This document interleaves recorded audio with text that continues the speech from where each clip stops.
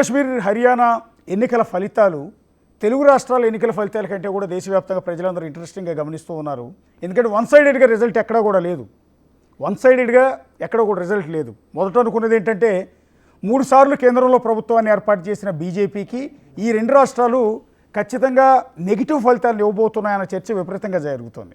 Congress party మళ్ళీ పుంజుకుంటుంది, Rahul Gandhi pickup అయిపోతారు, BJP పతనం ప్రారంభం అవుతుందని కొంతమంది, బీజేపీ బలం దేశవ్యాప్తంగా తగ్గిపోతుందని ఇంకొంతమంది, దీన్ని ఒక ప్రీ సెమీఫైనల్స్ కింద భావించి ఈ 2 రాష్ట్రాల్లో కాంగ్రెస్ పార్టీయే లీడింగ్లోకి వస్తే బీజేపీకి గట్టి ఎదురు దెబ్బ తగులుతుందని కేంద్రంలోనూ రాష్ట్రాల్లో కూడా, ఆ తర్వాత జరగబోయే మహారాష్ట్ర ఎన్నికల్లో కావచ్చు, జార్ఖండ్ ఎన్నికల్లో కావచ్చు, వీటన్నిటిలో కూడా మళ్ళీ కాంగ్రెస్ పార్టీ పుంజుకునే అవకాశం ఉందన్న చర్చ దేశవ్యాప్తంగా విపరీతంగా కొనసాగుతుంది. అందుకనే ఉదయం నుంచి కూడా దేశవ్యాప్తంగా కొన్ని కోట్ల మంది జనం టీవీలకు అతుక్కుపోయి రిజల్ట్ని గమనిస్తూ ఉన్నారు. ఎందుకంటే అంత ఇంట్రెస్టింగ్ ఉంది. బీజేపీ డౌన్ ట్రెండ్ స్టార్ట్ అవుతుందా, కాంగ్రెస్ పార్టీ పికప్ అవుతుందా, రాహుల్ గాంధీయా నరేంద్ర మోడీయా అన్నట్టుగా ఈ 2 రాష్ట్రాలని కూడా చూస్తున్నారు. ఇక జమ్మూ కాశ్మీర్లో ఆ ఈక్వేషన్స్ అన్నీ కూడా పూర్తిగా వేరుగా ఉన్నాయి. అక్కడ ఆర్టికల్ 370 ఎఫెక్ట్ ఉంది. ఈ నేపథ్యంలో అక్కడ బీజేపీని ఆదరిస్తారా, కాంగ్రెస్ పార్టీని ఆదరిస్తారా అన్న డిస్కషన్ విపరీతంగా సాగింది.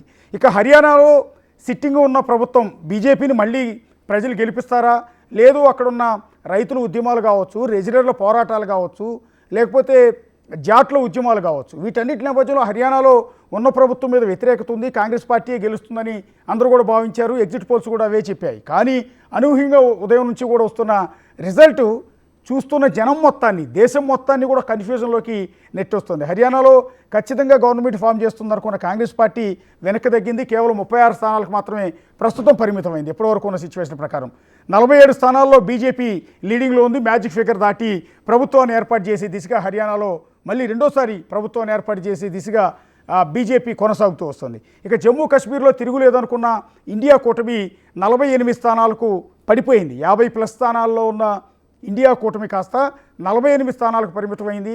చాలా వరకు సీట్లు తగ్గిపోయి వెనకబడిపోయింది అనుకున్న బీజేపీ కాస్త పుంజుకుని 28 స్థానాలకు పెరిగింది. ఇండిపెండెంట్లు 10 స్థానాల్లో ఆధిక్యంలో ఉన్నారు. పీడీపీ 4 స్థానాల్లో ఉంది. ఏదైనా జరగచ్చు. జమ్మూ కాశ్మీర్లో కూడా ఇప్పటికిప్పుడు కాంగ్రెస్ పార్టీ ఆధ్వర్యంలోనే ప్రభుత్వం ఏర్పాటు చేస్తారని భావించడానికి వీలు లేకుండా ఉంది సిచ్యువేషన్. ఎందుకంటే ఎప్పుడు ఏదైనా జరుగుతుంది, రౌండ్ వారీగా ఫలితాలు మారుతూనే వస్తూ ఉన్నాయి. ఒకసారి దేశవ్యాప్తంగా కాంగ్రెస్ పార్టీ కార్యాలయాలు అన్నింటిలో కూడా ఆ పార్టీ శ్రేణులు సంబరాలు చేసుకుంటూ ఉన్నారు, ఒక పండుగ చేసుకుంటూ ఉన్నారు ఉదయం నుంచి కూడా. ఎందుకు అంటే ఎర్లీ ట్రెండ్ చూసి ఉదయాన్నే వచ్చిన ఈ రిజల్ట్ చూసిన తర్వాత ఈ సంబరాలన్నీ చేసుకున్నారు. కానీ అనూహ్యంగా మారిన ఫలితాల నేపథ్యంలో ఇప్పుడు హర్యానా కాంగ్రెస్ పార్టీ లూజ్ అయ్యే పరిస్థితి ప్రస్తుతం ఉన్న సిచ్యువేషన్ ప్రకారం మనకు తెలుస్తున్న నేపథ్యంలో కాంగ్రెస్ పార్టీ శ్రేణులు ఏమనుకుంటూ ఉన్నారు. ప్రస్తుతం హైదరాబాద్లో గాంధీ భవన్లో మా కొలీగ్ సాదిక్ ఉన్నారు. ఒకసారి సాదిక్ దగ్గరికి వెళ్దాం. సాదిక్, ఎలా మీరు ఒకసారి రిజల్ట్ చూస్తూ ఉన్నారు? ఇందాక కూడా మీరు అక్కడ ఉన్న జనాలతో మాట్లాడారు. అక్కడున్న విహెచ్ గారు కావచ్చు, ఇతర ముఖ్యమైన నేతలంతా కూడా చాలా కాన్ఫిడెన్స్ వ్యక్తం చేశారు హర్యానాలో మాదే గవర్నమెంట్ అని. కానీ అనూహ్యంగా మారిపోయింది. ఇప్పుడు మ్యాజిక్ ఫిగర్ బీజేపీ క్రాస్ చేసింది. 47 స్థానాల్లో బీజేపీ లీడింగ్లో ఉంది. 36 స్థానాలకి కాంగ్రెస్ పార్టీ పడిపోయింది. సో మీరున్న చోట గాంధీ భవన్లో ఏం డిస్కషన్ జరుగుతుంది? రిజల్ట్ మీరు అందరూ కూడా చూస్తూ ఉండుంటారు. ఏం చెప్తున్నారు? ఎస్ అశోక్, హర్యానాలో ఈసారి కాంగ్రెస్ పార్టీ తప్పనిసరిగా వస్తుందని కూడా కాంగ్రెస్ పార్టీ చాలా ధీమా వ్యక్తం చేసింది. రాష్ట్ర నాయకత్వం కూడా చాలా ధీమా వ్యక్తం చేయడం జరిగింది. ఎందుకంటే అక్కడ రైతు నల్ల చట్టాలకు సంబంధించిన దాంట్లో తీవ్ర వ్యతిరేకత ఉంది బీజేపీ పార్టీ పైన. అదేవిధంగా 10 సంవత్సరాల ఇన్కంబెన్సీ కూడా ఉంటుంది. దీంతో పాటుగా రిజల్ట్స్ పైన లైంగిక సంబంధించిన ఆరోపణల పైన ఉంది. సో ఇవన్నీ కూడా మాకు కలిసి వస్తాయని కూడా కాంగ్రెస్ పార్టీ మొదటి నుంచి చెప్తా ఉంది.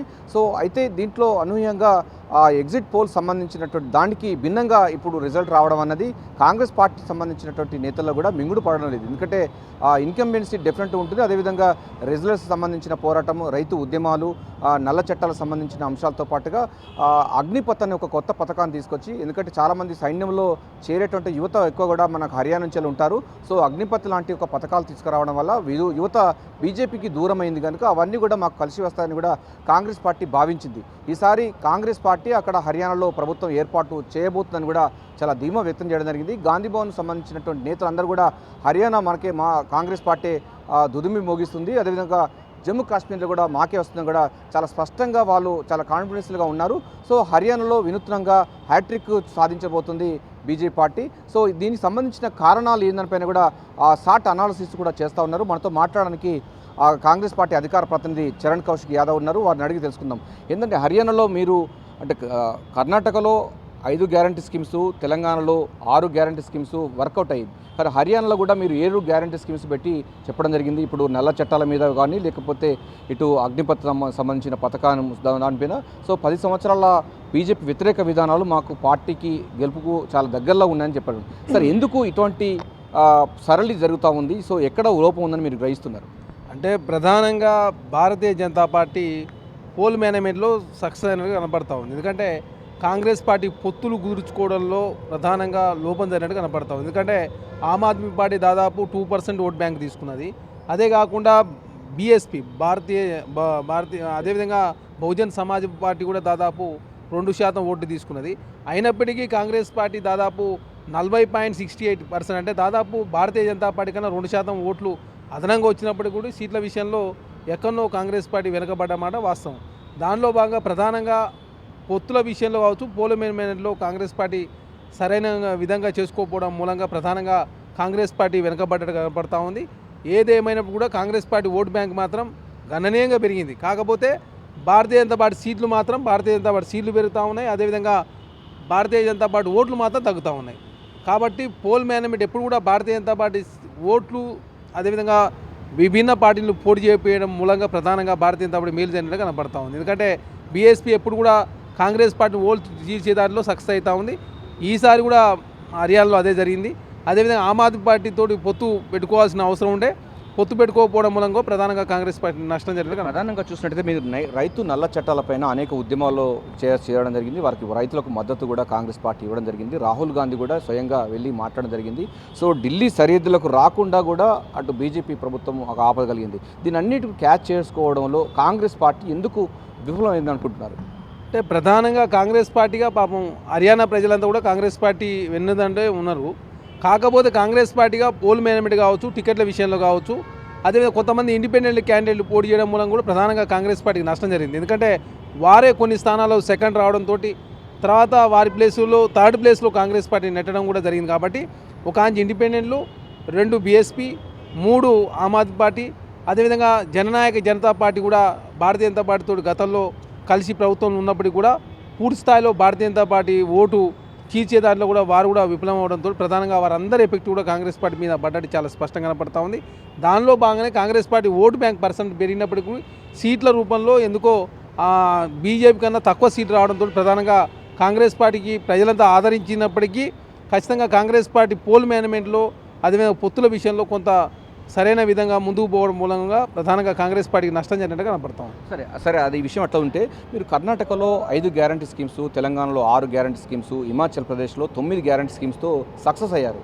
కానీ ఇక్కడ మీరు హర్యానాలో 7 గ్యారంటీ స్కీమ్స్ పెట్టినా కూడా ఎందుకు వర్కౌట్ కాలేదు? అక్కడ ఉన్నటువంటి మహిళలకు సంబంధించిన వారికి అనేక కార్యక్రమాలు కానీ, ఉచిత విద్యుత్ కానీ, లేకపోతే రైతులకు సంబంధించినటువంటి పెట్టుబడి సాయం కానీ ఇవన్నీ కూడా ఉండడం జరిగింది. రైతులు కూడా కంటే ఎక్కువ రైతులకు సంబంధించిన వాళ్ళే హర్యానాలో ఉంటారు కనుక ఎందుకు వారిని కన్విన్స్ చేయలేకపోయింది అనుకుంటున్నారు? అంటే ప్రధానంగా మొన్న జరిగిన లోక్సభ ఎలక్షన్ ఎక్స్పెరిమెంట్ అక్కడ ఫెయిల్ అయింది అనుకుంటున్నారు? లే అంటే కాంగ్రెస్ పార్టీ ప్రకటించిన పథకాలు సక్సెస్ఫుల్గానే దేశంలో రన్ అవుతా ఉన్నాయి. చాలా రాష్ట్రాల్లో కూడా కాంగ్రెస్ పార్టీ అధికారంలోకి వచ్చింది.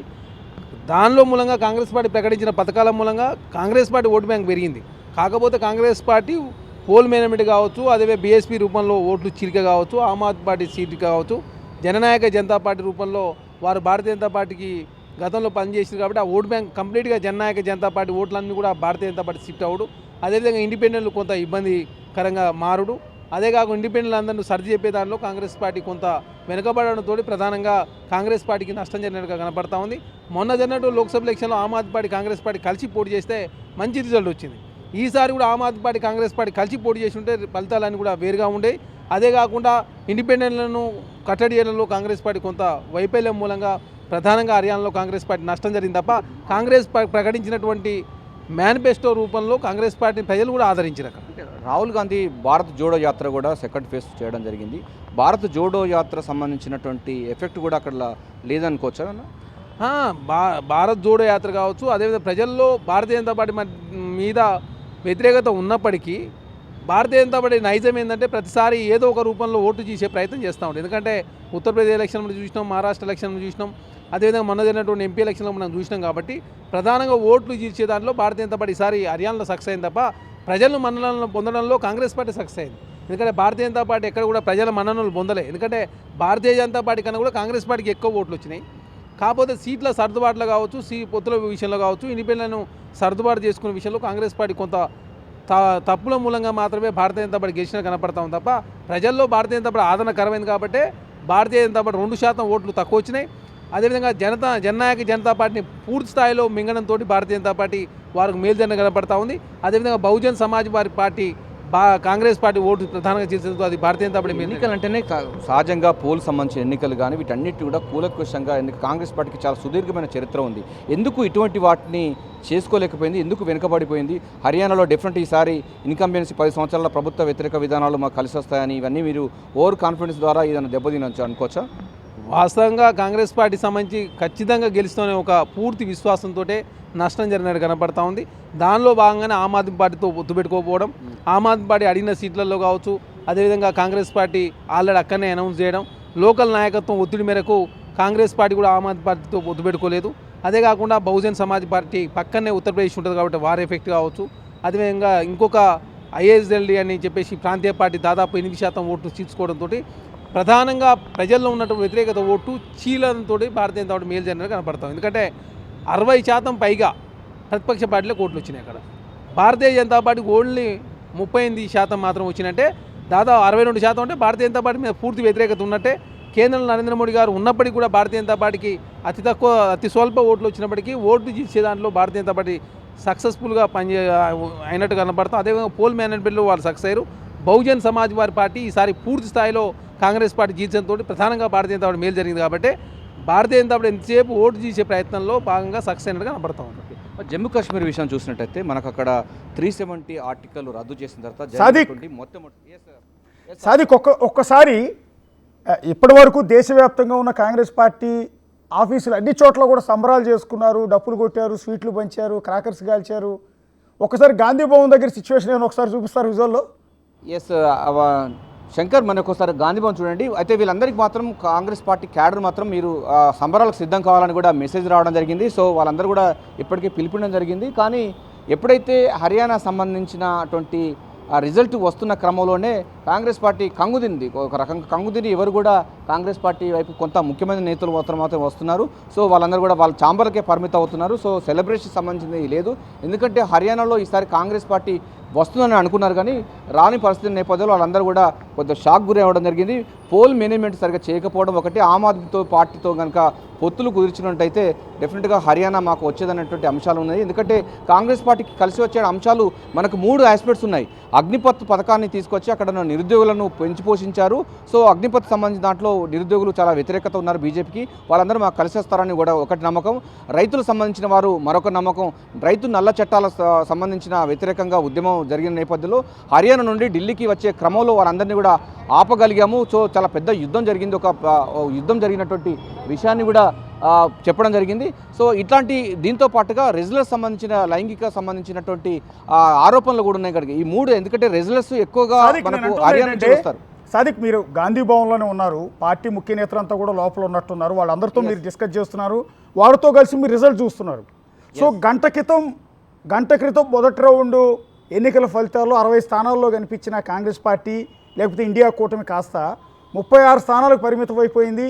ఇప్పుడున్న ట్రెండ్ని బట్టి చూస్తుంటే మళ్ళీ పుంజుకునే అవకాశాలు కూడా చాలా తక్కువ కనిపిస్తున్నాయి. ఎందుకంటే బీజేపీకి కాంగ్రెస్కి మధ్య ఉన్న ఆ గ్యాప్ అనేది అంతకంతకు పెరుగుతోంది. ప్రస్తుతం కాంగ్రెస్ పార్టీ 36, బీజేపీ 47 స్థానాల్లో ఉంది, మ్యాజిక్ ఫిగర్ కూడా దాటింది. ఈ నేపథ్యంలో రిజల్ట్ చూస్తూ ఉన్న కాంగ్రెస్ పార్టీ నేతలు మీతో ఏమంటూ ఉన్నారు? ఎస్, వాళ్ళు అదే అంటున్నారు. అంటే పోల్ మేనేజ్మెంట్ సరిగ్గా చేయకపోవడం మనకు Congress party spokes person Charan Kaushik Yadav మొత్తం ఉదయం నుంచి కూడా కాంగ్రెస్ భవన్లో ఉన్నాడు. సో గాంధీ భవన్లో సెలబ్రేషన్ చేయడం కోసం పిలుపునడం జరిగింది. ఇక్కడ బాణాసంచా అవన్నీ కూడా సిద్ధం చేశారు. కానీ అనూహ్యంగా వచ్చినటువంటి ఫలితాల వల్ల ఉన్నాడు. మనతో మాట్లాడుకు మీరు ముందుగానైతే మతాబులు అవన్నీ పట్టుకొచ్చారు, టపాకాయలు పట్టుకొచ్చి సెలబ్రేషన్ కోసం సిద్ధంగా ఉన్నారు. సో ఫస్ట్ రౌండ్ అయిపోయిన తర్వాత అసలు అంటే బాక్సులు ఓపెన్ చేసిన తర్వాత మీకు ఎట్లా ఉండేది, తర్వాత వస్తున్నట్టు క్రమంలో ఎట్లా అనిపించిందండి? అంటే వాస్తవంగా చెప్పాలంటే రిజల్ట్ ప్రారంభమైన దశలో ఖచ్చితంగా కాంగ్రెస్ పార్టీ గెలుస్తుందని పూర్తి విశ్వాసంతో ఉన్నాం. ఎందుకంటే ఎప్పుడైతే పోస్ట్ బ్యాగ్ ఓపెన్ చేసి కావచ్చు, అది ఈమెయిల్ ఓపెన్ చేసినప్పుడు ఖచ్చితంగా కాంగ్రెస్ గెలుస్తుందనే పూర్తి విశ్వాసంతో ఉన్న తర్వాత ఫలితాలన్నీ చూస్తూ ఉన్నప్పుడు కొంత భారతీయ జనతా పార్టీ సైడ్ పోవుడు, అదేవిధంగా ఇండిపెండెంట్లో ఆధిపత్యం కొనసాగుడు, అదే కాకుండా బీఎస్పీ ఒక స్థానంలో ముందుకొచ్చుడు, అదే కాకుండా ప్రధానంగా ఆమ్ ఆద్మీ పార్టీ కావచ్చు, అదేవిధంగా జననాయక జనతా పార్టీ కావచ్చు, ఇవన్నీ కూడా సీటు తగ్గుతూ ఉన్న పర్సెంటేజ్ తగ్గుతున్నప్పుడు ఖచ్చితంగా ఏదో లోపం జరిగింది. కాంగ్రెస్ పార్టీ ఎక్కడో పోల్ మేనేజ్మెంట్ కావచ్చు, లేదు ఇండిపెండెంట్ సర్దుబాటు చేసుకునేలో కావచ్చు, అదేవిధంగా ఆమ్ ఆద్మీ పార్టీ పొత్తు విషయంలో కావచ్చు, ఇవన్నీ విషయంలో కొంత ఎక్కడో లోపం కూరబడింది. ఎందుకంటే లోక్సభ ఎలక్షన్లో ప్రధానంగా కాంగ్రెస్ పార్టీ అత్యధిక పార్లమెంట్ స్థానాలు గెలిచింది కాబట్టి మా వాళ్ళు కూడా కొంత ఖచ్చితంగా గెలుస్తున్న పూర్తి విశ్వాసంతో కొంత లూజ్గా వదిలిపెట్టడంతో ప్రధానంగా హర్యానాలో కాంగ్రెస్ పార్టీ వెనుకకు పోవడానికి కారణాలుగా మేము విశ్లేషించుకుంటున్నాం. ఖచ్చితంగా ఏదేమైనప్పటికీ ఖచ్చితంగా ప్రజల పక్షాన కాంగ్రెస్ పార్టీ పోరాటం చేస్తూనే ఉంటుంది. ఏదేమైనా అక్కడ ఉన్నట్టు ప్రజలంతా కూడా 60% మంది ప్రజలు భారతీయ జనతా రిజల్ట్ చేసినప్పుడు ప్రధానంగా విజయమే ముందు కదా, విజయం ముందు కదా. అంటే ఎవరైతే గెలుస్తారో అదే చూస్తారు. పోలింగు అంటే ఓటు పర్సెంట్ మీకు పెరగచ్చు కానీ విజయాన్ని చూస్తారు. అంటే ప్రధానంగా భారతీయ జనతా మీరు జమ్మూ కాశ్మీర్లో కూడా ఆజాద్ గారిని ఉపయోగించి కావచ్చు, అదేవిధంగా ఏ విధంగానైతే గవర్నర్ గారు నామినేట్ చేసి ఎమ్మెల్యేలను తీసుకొచ్చే విధానం కావచ్చు, అన్నీ కూడా భారతీయ జనతా పార్టీ ఏంటంటే అధికారం కోసం వాళ్ళు అడ్డదారులు దొక్కే ప్రయత్నం చేసింది. హర్యానాలో కూడా పెద్ద ఎత్తున ఈడీ, ఇన్కమ్ ట్యాక్స్, సిబిఐ దాడులు కూడా జరిగినాయి. ప్రధానంగా మా అభ్యర్థులను బెదిరించడం జరిగింది. అదేవిధంగా పొత్తుల విషయంలో కొంత డిస్టర్బ్ అయిన సందర్భం. అదే కాకుండా అక్కడ బీఎస్పీ వచ్చి ప్రధానంగా ఆమె మీద ఈడీ, సిబిఐ కేసులు ఉండడంతో ఆమె కూడా ప్రతిసారి హర్యానాలో పోటీ చేసుడు, దాంతో కూడా కాంగ్రెస్ పార్టీ ప్రధానంగా నష్టం జరిగింది. ఓట్లు జీచే దానిలో భారతీయ జనతా సక్సెస్ అయింది తప్ప ప్రజలను మన్నలను పొందే దానిలో కాంగ్రెస్ పార్టీ సక్సెస్ అయిందని మేము భావిస్తాం. ఇప్పుడు జమ్మూ కాశ్మీర్లో మీకు అలయన్స్తోని వచ్చే అవకాశం ఉంది. మీరు సెలబ్రేట్ చేసుకుంటారా? ఏంది పరిస్థితి? జమ్మూ కాశ్మీర్లో ఖచ్చితంగా నేషనల్ కాన్ఫరెన్స్ కావచ్చు, కాంగ్రెస్ కూటమి ఖచ్చితంగా ప్రభుత్వాన్ని ఏర్పాటు చేయబోతా ఉన్నారు. ప్రధానంగా ఏర్పాటు చేస్తారని చెప్పి గ్రహించినట్టు భారతీయ జనతా పార్టీ అక్కడ నామినేటెడ్ ఎమ్మెల్యేలని చెప్పేసి ప్రజాస్వామ్యాన్ని కూని చేసే విధంగా ఈ విధంగా చట్టంలో పెట్టారు. ఆల్రెడీ నామినేట్ పదవులు సంబంధించిన ఎమ్మెల్యేలు 5గురిది. సో రాష్ట్రాన్ని ఒక చేసినప్పుడు 370 ఆర్టికల్ చేసినప్పుడే 5 సంబంధించిన లెఫ్టినెంట్ గవర్నర్కు పూర్తి అధికారులు ఇస్తూ చట్టం ఉంది. అప్పుడు కూడా వ్యతిరేకించిన సందర్భం ఉంది. సో అవన్నీ దాన్ని ఇట్లా ముందు చూపుతోనే వాళ్ళు ఇట్లా చేసిందా చట్టంలో పెట్టారు. ఎందుకంటే జమ్మూ కాశ్మీర్లో భారతీయ జనతా పార్టీ ఆదరణ కరువైంది. ఆనాపై పీడీపీ తోటి పొత్తులో భాగంగా ప్రభుత్వాన్ని ఏర్పాటు చేసి ఏనాడు కూడా భారతీయ జనతా పార్టీ స్వతహాగా ప్రభుత్వాన్ని ఏర్పాటు చేసిన సందర్భం లేదు. కాబట్టి భవిష్యత్తులో ఇట్లాంటి పరిస్థితి వస్తుందని చెప్పేసి కొంత కేంద్రపాలిత ప్రాంతం అని, అదేవిధంగా కొంత రాష్ట్ర హోదా ఇస్తామని చెప్పేసి ప్రధానంగా ఎక్కడైతే భారతీయ జనతా పార్టీ సీటు తక్కువ వస్తాయని భావించిన భారతీయ జనతా పార్టీ 5 స్థానాలు నామినేటెడ్ అంటే ప్రధానంగా క్యాబినెట్ ద్వారానో లేదా గెలిచినటువంటి ఎమ్మెల్యే అనుకుంటే గతంలో ఉండేది లెఫ్టినెంట్ గవర్నర్ గారు ఏకంగా 5 మందిని సభ్యులు నామినేట్ చేయొచ్చు అని చెప్పేసి ఎప్పుడైతే అట్లాంటి నిర్ణయం తీసుకుంటే చాలా స్పష్టంగా భారతీయ జనతా పార్టీ సీట్లు గెలవడం ఒక దురుద్దేశంతో మాత్రమే 5 స్థానాల విషయంలో వాళ్ళు గతంలో చట్టం చేసినప్పుడు 370D ఆర్టికల్ తొలగించేటప్పుడే ఇట్లా నిర్ణయం తీసుకున్నప్పుడే కాంగ్రెస్ పార్టీకి వ్యతిరేకించడం, ప్రజాస్వామ్యం లేకుండా చేసే ప్రయత్నంలో భాగంగా భారతీయ జనతా పార్టీ ముందుకు పోతా ఉంది. కాబట్టి ఖచ్చితంగా జమ్మూ కాశ్మీర్లో ఎన్సీపీ కాంగ్రెస్ కూటమి ప్రభుత్వాన్ని అయితే అక్కడ ఏర్పాటు చేసిన పూర్తి విశ్వాసంతో ఉంది. మీరు ఇప్పుడు సెలబ్రేషన్ చేసుకుంటారా ఇక్కడ? అరే కాంగ్రెస్ పార్టీగా గెలుపోవటంలు సహజం. చాలా గెలుపులు చూసినాం, చాలా ఓటములు చూసినాం. మొన్న పార్లమెంట్ ఎలక్షన్లో భారతీయ జనతా పార్టీ ఏదో జేడీయూ కావచ్చు, అదేవిధంగా టీడీపీ లేకుండా ప్రభుత్వాన్ని ఏర్పాటు చేసే పరిస్థితే లేకుండే. కాకపోతే ప్రతిసారి చిన్న రాష్ట్రాల ఎలక్షన్లు వచ్చినప్పుడు పోల్ మేనేజ్మెంట్ కావచ్చు, ఓటు చేసే దానిలో భారతీయ జనతా పార్టీ సక్సెస్ అవుతుంది. ED, income tax, CBI income tax ఈ 3 సంస్థలు కూడా భారతీయ జనతా పార్టీ కలిసి పనిచేయడంతో ప్రధానంగా ఎక్కడైతే ప్రతిపక్ష పార్టీని నిర్వీర్యం చేసే ప్రయత్నం వారు చేస్తూ ఉన్నారు. దానిలో భాగంగా కాంగ్రెస్ పార్టీ ఆదరణ మాత్రం దేశంలో చాలా సార్లు కూడా ఎలక్షన్ జరుగుతూ ఉన్నది. పోల్ మేనేజ్మెంట్ కానీ లేకపోతే కుల సంబంధించిన కానీ స్థానిక సమస్యలు అనేక అంశాలపైన కూడా కాంగ్రెస్ పార్టీ చాలా అతిపెద్ద పార్టీ, ఎప్పటిలో ఉన్న పార్టీ. ఎందుకు ఇటువంటి సూక్ష్మమైన అంశాలను మీరు పక్కన పెడుతున్నారు?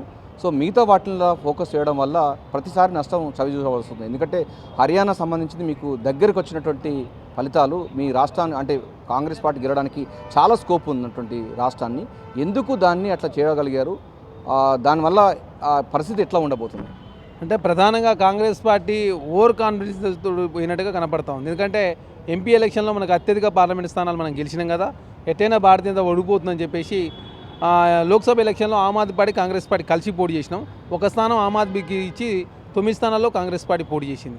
అదేదో ఒక స్థానం అంటే దాదాపు 7 అసెంబ్లీ మేము 7 ఇస్తానని చెప్తే వాళ్ళు 12 అడుగుతోటి ప్రధానంగా ఏదో మధ్యవర్తిగా వ్యవహరించి సీట్లు ఎక్కువిస్తే మీకు ఖచ్చితంగా రిజల్ట్ వేరే విధంగా ఉండేది. ఖచ్చితంగా కాంగ్రెస్ పార్టీ ఆమ్ పార్టీ ప్రభుత్వాన్ని ఏర్పాటు చేసేవాళ్ళు. ప్రధానంగా భారతీయ జనతా పార్టీ ఈ అనైక్యతను క్యాచ్ చేసుకునే చాలా స్పష్టంగా కనపడతా ఉంది. జననాయక జనతా పార్టీ ఓటు కూడా భారతీయ జనతా పార్టీ షిఫ్ట్ అవుడు, అదేవిధంగా ఐఎస్డిఎల్ వాళ్ళు అటు షిఫ్ట్ అవుడు, బీఎస్పీకి 2% ఓటు పోవుడు కాంగ్రెస్ పార్టీకి ప్రధానంగా నష్టం జరిగినట్టు కనపడుతుంది. అశోక్, అంటే వీళ్ళు 2 రాష్ట్రాల్లో కూడా కాంగ్రెస్ పార్టీ ఈసారి విజయ దుదుంబి మోగిస్తానని కూడా చాలా కాన్ఫిడెన్స్గా ఉన్నారు. కానీ అటు హర్యానాలో మాత్రం ఆమ్ ఆద్మీ పార్టీతో కనుక పొత్తు కుదిరి కొంచెం ఎక్కువ సీట్లు కనుక వాళ్ళకి ఇచ్చినట్లయితే కాంగ్రెస్ పార్టీ గవర్నమెంట్ ఏర్పడేదని కూడా చెప్తున్నారు, అనాలిసిస్ చేస్తూ ఉన్నారు. సో ఎక్కడ లోపం జరిగిందని కూడా వాళ్ళు అనలైజ్ చేస్తూ ఉన్నారు. సో జమ్మూ కాశ్మీర్లో మాత్రం కాంగ్రెస్ పార్టీ అదేవిధంగా నేషనల్ కాన్ఫరెన్స్ ఆధ్వర్యంలో ప్రభుత్వాన్ని ఏర్పాటు చేసే అవకాశం ఉందని కూడా చరణ్ కౌశిక్ యాదవ్ చెప్తా ఉన్నాడు. సో ఏదైనప్పటికీ ఒక ఈ పూర్తి స్థాయిలో కూడా పోల్ మేనేజ్మెంట్ చేయడంలో ఈ కాంగ్రెస్ పార్టీ హర్యానా విషయంలో కొంత వెనుకబడిన నేపథ్యంలో బీజేపీ పుంజుకుంది. ఎందుకంటే అక్కడ ప్రభుత్వ వ్యతిరేక ఉన్నప్పటికీ దాన్ని క్యాచ్ చేసుకోలేకపోయింది, యువతను కూడా క్యాచ్ చేసుకోలేకపోయింది. ఎందుకంటే అగ్నిపత్ లాంటి పథకాలు తీసుకొచ్చి అక్కడ సైన్యంలో చేరేందుకు సంబంధించిన అంశాలు ఒకటైతే వీళ్ళు కలిసి వచ్చే అవకాశాలన్నింటి కూడా కొంత పోయింది. కానీ ఆమ్ ఆద్మీ పార్టీతోని వాళ్ళు ఇంకా కొన్ని సీట్లు కనుక ఆమ్ ఆద్మీ పార్టీకి ఇచ్చినట్టే కాంగ్రెస్ పార్టీ అక్కడ విజయాన్ని చేకూర్చే అవకాశం ఉండేది, దాన్ని చేజారిపోయిందని చెప్తున్నారు. సో పోల్ మేనేజ్మెంట్ సరిగా చేయకపోవడం, సీట్ల పంపిణీ సీట్లు సంబంధించినటువంటి దాంట్లో ఇవ్వకపోవడం పట్ల దానివల్ల మేము అక్కడ వెనుకబడిపోయామని చెప్తా ఉన్నారు. సో జమ్మూ కాశ్మీర్లో మాత్రం డెఫినెట్గా అటు కాంగ్రెస్ అదేవిధంగా నేషనల్ కాన్ఫరెన్స్ ఆధ్వర్యంలో ప్రభుత్వం ఏర్పాటు చేయబోతుంది. అక్కడ ఈసారి మనకు అశోక్ దాంట్లో అక్కడ వేర్పాటువాదులు ఈసారి ఎన్నికల్లో బహిష్కరించాలనే పిలుపుని ఇవ్వలేదు. సో స్వచ్ఛందంగా వాళ్ళు అంటే ఎన్నికలకు సంబంధించిన దాంట్లో పూర్తి స్థాయిలో ఫ్రీ ఇచ్చారు ప్రజలకి. సో అందుకోసం ఓటింగ్ పర్సెంట్ పెరిగింది కానీ నేపథ్యంలోనే అక్కడ నేషనల్ కాన్ఫరెన్స్ కానీ కాంగ్రెస్కు ఎక్కువగా సీట్లు వస్తున్నాయని కూడా చెప్తా ఉన్నారు. సో ఏదైనప్పటికీ కాంగ్రెస్ పార్టీ మొత్తం ఉదయం నుంచి మాత్రం చాలా సంతోష వాతావరణంలో గాంధీభవన్ దగ్గర కేడర్ అంతా కూడా రావడం జరిగింది. సో ఇక్కడ మొత్తం పెద్దగా ఎత్తున సెలబ్రేషన్ చేసుకోవాలని కూడా ఆ పార్టీ క్యాడర్కి అయితే పిసిసి చీఫ్ మహేష్ కుమార్ గౌడ్ అయితే వరకు ఒక మెసేజ్ ఇవ్వడం జరిగింది. సో రెండు రాష్ట్రాల్లో అంటే పార్లమెంట్ ఎన్నికలు జరిగిన తర్వాత వెంటనే వచ్చినటువంటి ఎన్నికలు ఇటు కాశ్మీర్ ఎన్నికలు అదేవిధంగా మనకు హర్యానా ఎన్నికలు కనుక సో ఆ బీజేపీ సంబంధించిన పార్టీకి మోడీకి ఇది చావుదెబ్బ ఉంటుందని కూడా కాంగ్రెస్ పార్టీ చాలా ఆశ వ్యక్తం చేయడం జరిగింది. ఈసారి బాగా చేసుకోవాలనేటువంటి అంశం ఉంది, అందుకోసం వాళ్ళు నిరుత్సాహంగా ఉన్నారు. సో ఏదైనప్పటికీ జమ్మూ కాశ్మీర్ అయినా వస్తుందన్నటువంటి సంతోషం మాత్రం ఇక్కడ కనబడతా ఉంది. Thank you Sadiq. మళ్ళీ మీ దగ్గరికి వస్తాను కాసేపట్లో. సిచ్యువేషన్ ఒకవేళ ట్రెండ్ మారితే మళ్ళీ మీరు కాంగ్రెస్ నాయకులతో మాట్లాడించవచ్చు. వాళ్ళు కొనుగోలు చేసి తీసుకొచ్చిన మతాబులు టపాసులు లేకపోతే చిచ్చుబుడ్లను వేస్ట్ కానివ్వకుండా అక్కడే ఉంచుకోనండి. రిజల్ట్ ఎప్పటికెప్పుడు ఏం మారుతుందో కూడా అర్థం కాకుండా ఉంది, రౌండ్కి మారుతుంది. అందువల్ల నిరుత్సాహపడాల్సిన అవసరం